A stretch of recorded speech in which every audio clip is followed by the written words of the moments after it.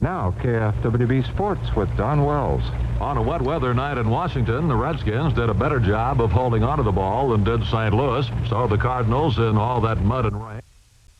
After Washington's Mike Bragg punted out of bounds at the St. Louis 6, 3 plays later, the Redskins recovered Terry Metcalf's fumble at the 7 and immediately scored. Shortly after that, a 71-yard punt return touchdown by Washington's Eddie Brown finished off St. Louis. Both teams are now 5-2, one game back of Dallas in the NFC East, and the Redskins and Cowboys play in Washington Sunday. The Kings now begin a busy week at home, starting with Detroit, and the Los Angeles outfit in second place in the Norris Division is 7 points back of the high point team in the NHL, Montreal.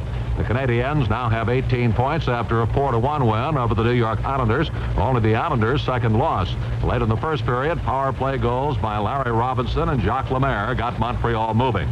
The Lakers now finish up their opening of the season road trip in Kansas City before their Friday night Forum opener with Atlanta.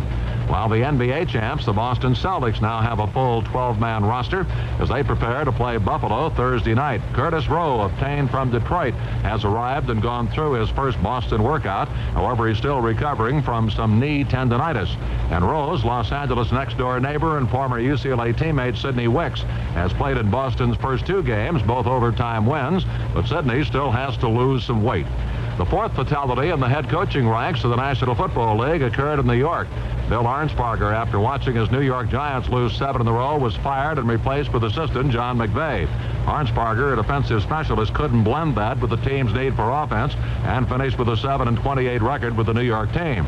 With UCLA hoping that their hip-pointer hampered quarterback Jeff Nankworth will be physically ready for Saturday's game with Washington and Seattle, USC's Ricky Bell will be running again in the Trojans game with Cal.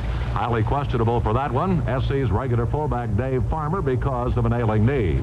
The Houston Rockets traded their first-round draft picks for the next 2 years to the Buffalo Braves for 22-year-old center Moses Malone. Malone is expected to be ready for Houston and the Philadelphia 76ers game coming up Wednesday night.